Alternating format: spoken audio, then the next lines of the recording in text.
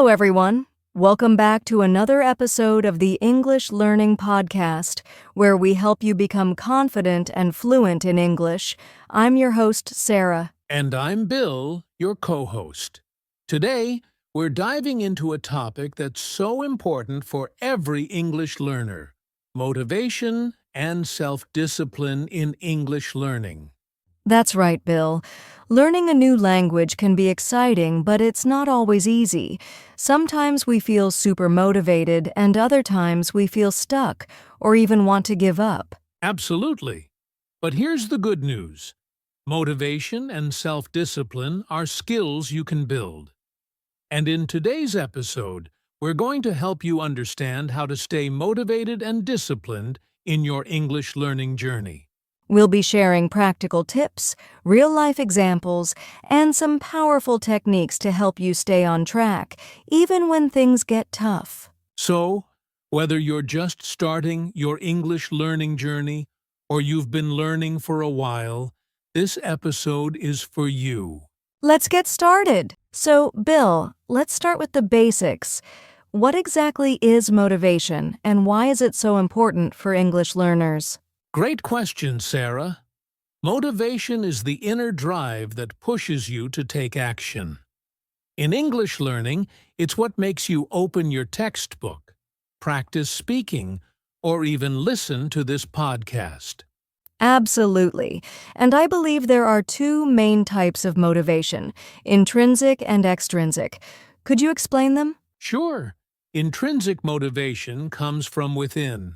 It's when you learn English because you genuinely enjoy it, or because you want to read English books, watch English movies, or connect with new people.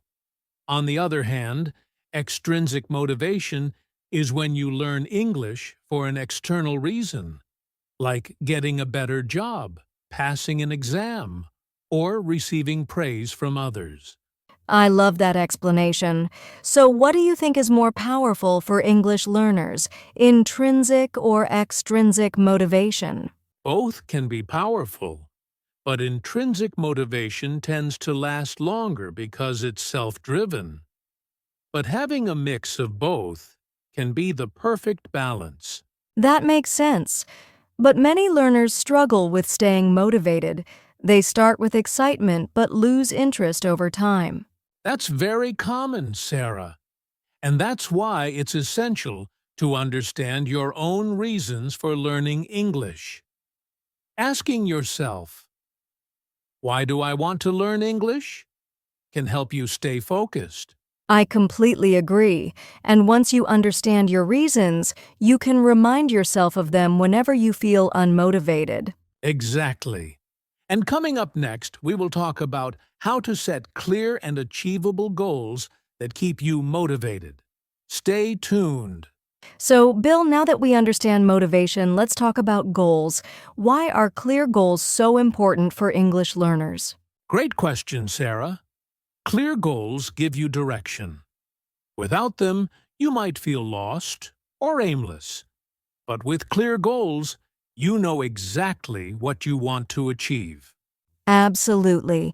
And one of the best ways to set clear goals is to use the SMART method. Have you heard of that? Of course, SMART stands for specific, measurable, achievable, relevant, and time-bound. It's a simple but powerful way to set goals that actually work. Can you give an example of a SMART goal for an English learner? Sure. Instead of saying, "I want to learn English," you could say, "I want to learn 20 new vocabulary words every week for the next 3 months." That's so much clearer, and having a time limit makes it more motivating. Exactly. Goals should challenge you, but also be realistic. Setting impossible goals can lead to frustration. And remember, you can always break big goals into smaller steps. If you want to become fluent, start with daily speaking practice, then focus on listening, reading, and writing. Well said, Sarah. Clear goals are like a road map. They guide you to your destination without feeling lost. That's right. Coming up next, we will talk about building a consistent study routine that helps you stay on track. Stay tuned. Now that we've set clear goals, let's talk about creating a consistent study routine. Why is this so important, Bill? Consistency is the secret to real progress, Sarah. Even small daily efforts can lead to great results over time. That's so true, but many learners struggle to maintain a routine. What's your advice? Start with a simple, realistic schedule. Maybe 15 minutes of listening in the morning, 15 minutes of reading in the afternoon, and some speaking practice in the evening. I love that. And they can also use a planner or set reminders on their phones to stay on track. Exactly. And don't forget to mix up your activities to keep it interesting, like listening to podcasts, watching English videos, reading articles, and speaking with a friend. That's a great idea. It keeps learning fresh and fun. And if you ever miss a day, don't get discouraged. Just get back on track the next day. Absolutely. A missed day doesn't mean failure, it's just part of the process. Coming up next, we will talk about the power of self-discipline and how to develop it. Stay tuned. Bill, we've talked a lot about motivation and goals, but motivation can sometimes fade. That's where self-discipline comes in. How would you define self-discipline? Great point, Sarah. Self-discipline is the ability to keep going and do what you need to do, even when you don't feel like it. It's what helps you study English regularly, even on days when motivation is low. That sounds really important, but how can learners develop self-discipline? One effective way is to create habits. When you make studying English part of your daily routine, it becomes automatic, like brushing your teeth. So, starting small is key? Absolutely. Begin with small, manageable tasks. For example, commit to just 10 minutes a day. Once it becomes a habit, you can increase the time. What about distractions? They're everywhere. Distractions are definitely a challenge. A good tip is to create a dedicated study space, turn off notifications, and set specific times for study. That makes sense. And what if someone slips up or misses a day? Don't be too hard on yourself. Self-discipline is like a muscle. It gets stronger the more you practice. The important thing is to keep going and not give up. I love that analogy. So, self-discipline is about persistence and kindness to yourself. Exactly. And the more self-discipline you build, the easier learning English will become. Coming up next, we'll talk about practical tips to stay motivated and disciplined every day. Stay tuned. Bill, we've covered motivation, goals, routines, and self-discipline, but staying motivated over months or even years can be tough. How can learners keep their motivation strong in the long run? That's a great question, Sarah. One of the best ways is to celebrate small victories. Every time you learn a new word or have a successful conversation, take a moment to feel proud. Celebrating small wins sounds encouraging. What else can help? Another tip is to keep your learning interesting and fun. Change up your methods. Try movies, podcasts, games, or chatting with native speakers. Variety prevents boredom.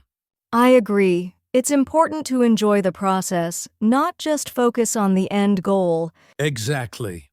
Also, stay connected with other learners or join a study group.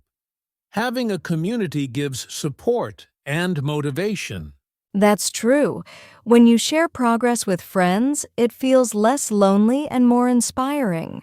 And don't forget to remind yourself of your why. When motivation dips, recalling why you started learning English can reignite your passion. Such an important point, Bill. Sometimes writing down your reasons or vision can make a big difference. Lastly, be patient and kind to yourself. Language learning is a journey with ups and downs, and that's completely normal. Absolutely. Keep moving forward, even if it's one small step at a time. In our next episode, we'll dive deeper into overcoming common challenges in English learning. Thanks for joining us today. That brings us to the end of today's episode on motivation and self-discipline in English learning. I hope our conversation gave you some helpful ideas to keep going on your journey. Remember, motivation can come and go, but building self-discipline and setting clear goals will keep you moving forward even on tough days. Exactly. Keep your goals SMART, create a routine that fits your lifestyle, and celebrate every small success along the way. And don't forget to be patient and kind to yourself. Learning a language is a marathon, not a sprint.